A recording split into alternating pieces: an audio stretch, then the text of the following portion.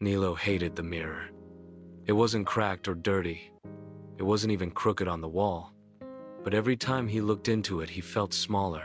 Not because of what he saw, but because of what he didn't see. His neighbor, Ruvan, was taller, stronger, and seemed to win every game in the village square. His cousin, Fenna, sang with a voice that made crowds fall silent.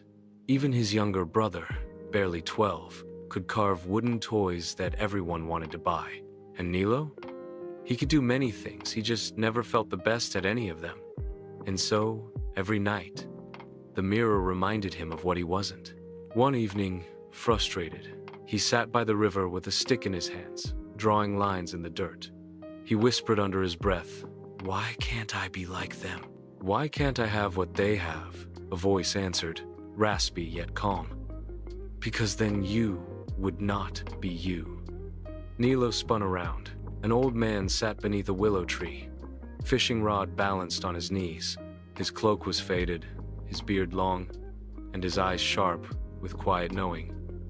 "What do you mean?" Nilo asked. The man lifted his rod and showed the boy a fish wriggling on the line. "Look at this. Do you know why the fish swims where it does?" Nilo shook his head. "Because it is not trying to fly like a bird or run like a fox. It is only being a fish. That is why it survives." Nilo frowned. "But people aren't fish. We want to be more." The old man smiled. "And yet, the more you try to be someone else, the less you are yourself. That is why you suffer." Nilo thought about this for days. But still, when he walked through the village, the comparisons attacked him. Ruvan lifting crates with ease. Fenna practicing for another festival. His brother carving toys that made children squeal with joy. Nilo stayed silent, pretending not to care. But inside, the storm never stopped. One night, the mirror seemed to mock him again. He slammed it to the floor, shattering it into pieces. Breathing hard, he picked up one shard and froze.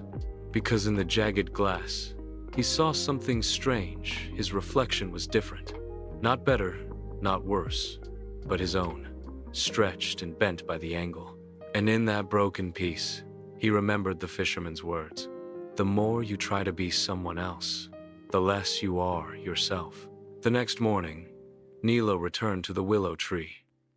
The old man was there, fishing, as always. "I don't understand," Nilo said, sitting beside him. "If I'm not supposed to compare, then how do I know if I'm good enough?" The old man chuckled. "Good enough for what? For who?" Nilo blinked. He had no answer. The man dropped his fishing line into the water again. "Do you see the river? Every part of it flows differently. Some parts are fast, some slow. Some swirl, some run straight. If one part tried to be another, the river would stop moving. You, boy, are part of this river. Flow as yourself, and you will find your way." Nilo didn't fully believe him, but he tried. He began working with his hands, carving little shapes from scraps of wood. He wasn't as skilled as his brother. He didn't care. He painted them with bright colors, even if the edges were rough. Some cracked, some broke, but each one carried something that felt alive. Then one day, Fenna walked past his porch, saw the painted shapes, and gasped, "These look like festival charms." Before Nilo could answer, she took one to show her friends. Soon, others came asking for the same. Not perfect carvings, not flawless toys, but colorful, strange little charms that carried Nilo's spirit inside them.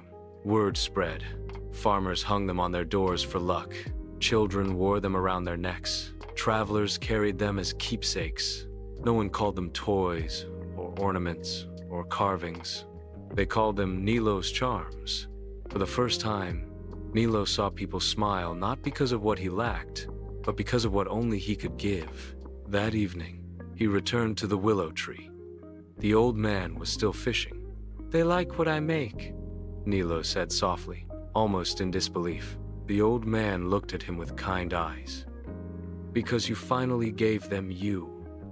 Not Ruvan's strength, not Fenna's voice, not your brother's skill. just you." Nilo sat in silence, the sound of the river washing over him. For the first time, the storm inside his chest was quiet. Years later, travelers from faraway towns came searching for the boy who made the charms. Some said they brought good fortune. Others said they kept away sickness. But Nilo never claimed such things. He only carved. He only painted. And he only gave what was his. And whenever someone asked how he began, he would smile and say, "The day I stopped trying to be anyone else, I finally found myself."